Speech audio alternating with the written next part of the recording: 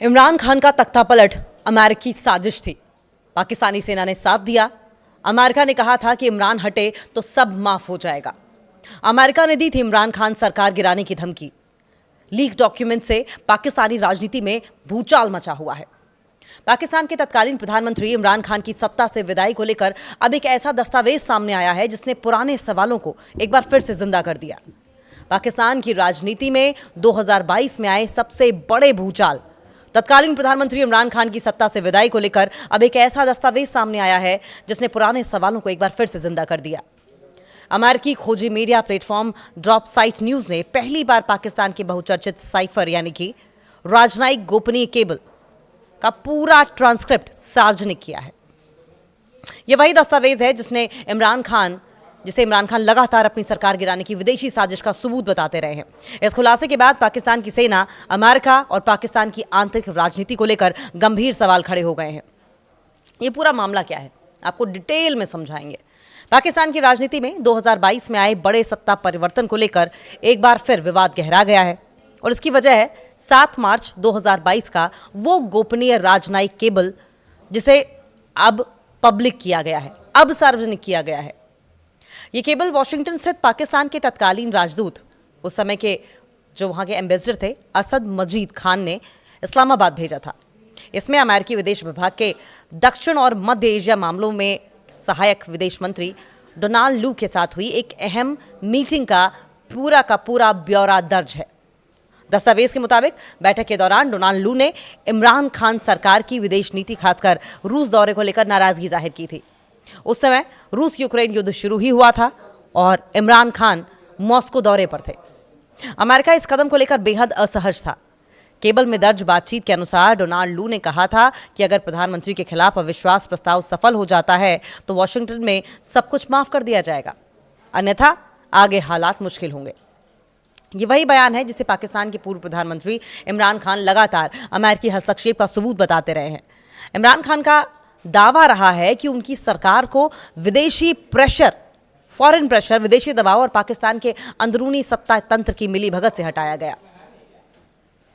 सेना के भीतर से लीक हुआ दस्तावेज ड्रॉप साइट न्यूज ने दावा किया है कि यह दस्तावेज प्रधानमंत्री कार्यालय से नहीं बल्कि पाकिस्तान की सेना के भीतर से लीक हुआ। रिपोर्ट्स के मुताबिक दस्तावेज सेना के कई वरिष्ठ अधिकारियों को भेजा गया था। इसमें सेना प्रमुख, आईएसआई प्रमुख और प्रधानमंत्री कार्यालय शामिल थे। लीक करने वाला व्यक्ति पाकिस्तान की राजनीतिक दिशा और सेना की भूमिका से निराश था। रिपोर्ट में कहा गया है कि सैन्य सूत्र ने माना कि पाकिस्तान की सेना देश को 1971 जैसी सिचुएशन की ओर ढकेल रहा है, जब पूर्वी पाकिस्तान अलग होकर बांग्लादेश बना था। इमरान खान का दावा कितना मजबूत हुआ? इमरान खान शुरू से ही कहते रहे कि उनकी सरकार को अमेरिकी दबाव में हटाया गया और उस समय पाकिस्तान की तत्कालीन विपक्षी पार्टियों और सेना ने इन आरोपों को खारिज कर दिया था। लेकिन अब पूरे दस्तावेज के सामने आने से बहस एक बार फिर से तेज हो गई है कि क्या अमेरिका ने वास्तव में राजनीतिक संकेत दिया था? क्या पाकिस्तान की सेना ने अमेरिकी इच्छाओं के अनुरूप भूमिका निभाई? क्या अविश्वास प्रस्ताव केवल घरेलू राजनीति नहीं बल्कि भू राजनीतिक दबाव का परिणाम था? हालांकि दस्तावेज में कहीं भी सीधे तौर पर सरकार गिराने का आदेश नहीं है, लेकिन भाषा और संदर्भ ने राजनीतिक शक को मजबूत किया है। भारत के लिए क्यों महत्वपूर्ण है ये खुलासा? पाकिस्तान का ये चर्चित साइफर सामने आने के बाद मामला सिर्फ वहां की राजनीति तक सीमित नहीं रह गया है। भारत के नजरिए से ये भी खुलासा काफी अहम माना जा रहा है, क्योंकि इसे दक्षिण एशिया की राजनीति, अमेरिका की स्ट्रेटेजी और पाकिस्तान की सत्ता व्यवस्था को लेकर कई बातें साफ होती हैं। सबसे पहले ये मामला फिर दिखाता है कि पाकिस्तान में असली ताकत सिर्फ चुनी हुई सरकार के पास नहीं होती। वहां सेना, खुफिया एजेंसियां और राजनीतिक सत्ता के बीच हमेशा एक अलग तरह का पावर गेम चलता रहता है। भारत लंबे समय से यही कहता आया है कि पाकिस्तान में कई बड़े फैसले पर्दे के पीछे तय होते हैं। अब इस साइफर में सेना और आईएसआई के शीर्ष अधिकारियों का जिक्र आने से यह बहस और एक बार फिर से तेज हो गई है। दूसरी अहम बात यह है कि रशिया यूक्रेन युद्ध से जुड़ी हुई दूसरी अहम बात, भारत ने भी इस युद्ध पर पूरी तरीके से किसी एक पक्ष का साथ नहीं लिया और बहुत ही बैलेंस्ड रुख अपनाया था। उस वक्त बहुत ही बैलेंस स्टैंड था इंडिया का। लेकिन दिलचस्प बात यह है कि साइफर में अमेरिकी अधिकारी डोनाल्ड लू कथित तौर पर कहते हैं कि अमेरिका भारत को चीन के नजरिए से देखता है। इसका मतलब साफ है कि वॉशिंगटन भारत को अपनी बड़ी स्ट्रेटजी जरूरत मानता है। स्ट्रेटजी के लिहाज से इंडिया को बहुत इंपॉर्टेंट मानता है वॉशिंगटन, और इसलिए इंडिया के लिए उसका रवैया अलग है। वहीं पाकिस्तान के मामले में अमेरिका ज्यादा सख्त और प्रेशर वाली पॉलिसी अपनाता दिखाई देता है। तीसरा पॉइंट यह है कि अमेरिका पाकिस्तान रिश्तों की अगर बात की जाए तो अफगानिस्तान से अमेरिकी सेना की वापसी के बाद माना जा रहा था कि पाकिस्तान अब अमेरिका के लिए उतना इंपॉर्टेंट नहीं रहा, लेकिन इस डॉक्यूमेंट से साफ संकेत मिलते हैं कि अमेरिका अब भी पाकिस्तान की पॉलिटिक्स और वहां के पॉलिटिकल इक्वेशंस को, सत्ता समीकरणों पर करीबी से नजर रखे हुए था। क्या पाकिस्तान वाटर गेट बन रहा है? सवाल यह भी है। साइफर विवाद, पाकिस्तान के पूर्व प्रधानमंत्री इमरान खान अप्रैल 2022 में अविश्वास प्रस्ताव हारने के बाद सत्ता से बाहर हो गए थे। इसके बाद से उनकी मुश्किलें लगातार बढ़ती गईं। 2023 से इमरान खान जेल में हैं और कई रिपोर्ट्स में दावा किया गया है कि उन्हें लंबे समय से एकांत कारावास में रखा गया है।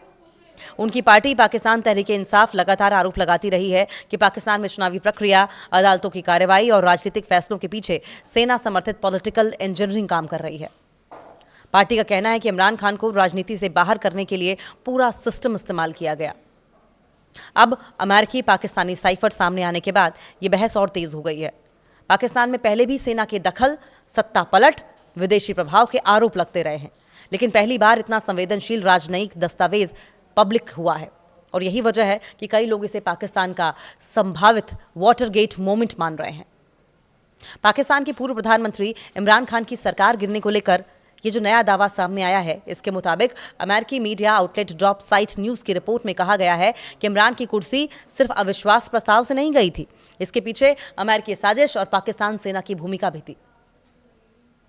रिपोर्ट्स के मुताबिक इमरान खान ने 24 फरवरी 2022 को मॉस्को में रूसी राष्ट्रपति व्लादिमीर पुतिन से मुलाकात की थी। ठीक उसी दिन रूस ने यूक्रेन पर अटैक शुरू किया था। अमेरिका इस यात्रा से नाराज था। वो चाहता था कि पाकिस्तान यूक्रेन रूस युद्ध की खुलकर आलोचना करे, लेकिन इमरान सरकार ने तटस्थ रुख अपनाया था। किसी की साइड नहीं ली थी इमरान सरकार ने। और उसके बाद 7 मार्च 2022 को वॉशिंगटन में पाकिस्तान के तत्कालीन राजदूत असद मजीद खान और अमेरिकी सहायक विदेश मंत्री डोनाल्ड लू के बीच बातचीत हुई। लू ने मजीद से कहा कि अगर इमरान अविश्वास प्रस्ताव में हट जाते हैं तो अमेरिका सब कुछ माफ कर देगा। इसके 33 दिन बाद यानी कि 9 अप्रैल 2022 को इमरान की सरकार गिर गई। वॉशिंगटन में लंच टेबल पर इमरान को हटाने का दबाव बनाया गया था।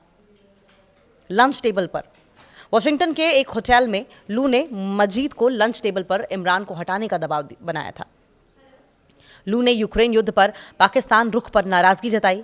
उन्होंने कहा कि पाकिस्तान रूस की आलोचना नहीं कर रहा है और अमेरिका यूरोप को बिल्कुल भी स्वीकार नहीं है। ये अमेरिका ये मानना ही नहीं चाहता था कि पाकिस्तान स्टेबल रहे। अमेरिका चाहता था कि पाकिस्तान की इमरान सरकार अमेरिका की वाहवाही करे और अमेरिका और यूरोप का साथ दे रशिया यूक्रेन युद्ध के बीच में। लू ने कहा कि इमरान की रूस यात्रा से अमेरिका नाराज है। बात अविश्वास प्रस्ताव तक पहुंची। लू ने संकेत दिया कि इमरान सत्ता में रहे तो पाकिस्तान अकेला पड़ जाएगा। मजीद ने पत्र में लिखा कि यह संदेश व्हाइट हाउस की मंजूरी के बिना संभव नहीं था। इमरान के हटने के बाद पाकिस्तान की राजनीति कैसे बदली, ये भी समझते हैं। अप्रैल 2022 इमरान के हटने के अगले दिन शहबाज शरीफ प्रधानमंत्री बने। उसके बाद नवंबर 2022 सेना प्रमुख जनरल कमर जावेद बाजवा रिटायर हुए। उनकी जगह आसिम मुनीर नए आर्मी चीफ बने। इमरान ने आरोप लगाया था कि ये नियुक्ति नवाज शरीफ से सलाह के बाद हुई। और उसके बाद 9 मई 2023 भ्रष्टाचार मामले में इस्लामाबाद हाईकोर्ट परिसर से इमरान खान गिरफ्तार हुए और पाकिस्तान में हिंसा भड़क गई। अक्टूबर 2023 नवाज शरीफ पाकिस्तान लौटे। उनके खिलाफ कई मामलों में राहत मिली। और फिर 2024 का चुनाव आया। दिसंबर 2023 में पीटीआई का चुनाव चिन्ह बैट छीन लिया गया। उम्मीदवारों को निर्दलीय चुनाव लड़ना पड़ा। पीटीआई समर्थित उम्मीदवारों ने सबसे ज्यादा सीटें जीती। इसके बावजूद पीएमएलएन और पीपीपी ने गठबंधन सरकार बना ली।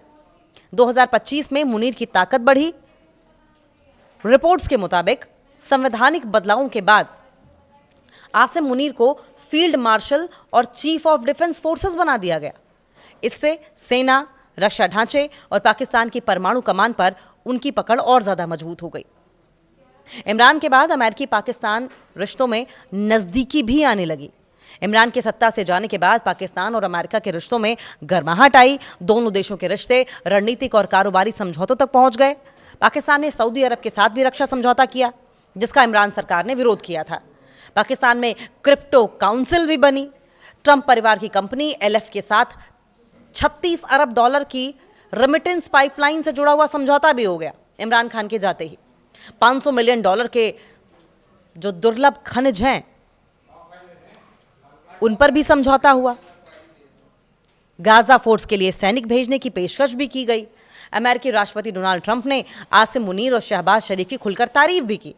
इमरान ने पहले ही विदेशी साजिश का आरोप लगाया था। इमरान खान ने सरकार गिरने के समय भी विदेशी साजिश का आरोप लगाया था। मार्च 2022 में एक रैली में उन्होंने एक कागज लहराते हुए दावा किया था कि उनकी सरकार गिराने की साजिश रची गई है। बाद में यही मामला साइफर केस बना। अब इस रिपोर्ट के आने के बाद इमरान की पार्टी पीटीआई ने कहा है कि साइफर वास्तविक था। पार्टी महासचिव सलमान अकरम राजा ने कहा कि अब साबित हो गया है कि साइफर सच था।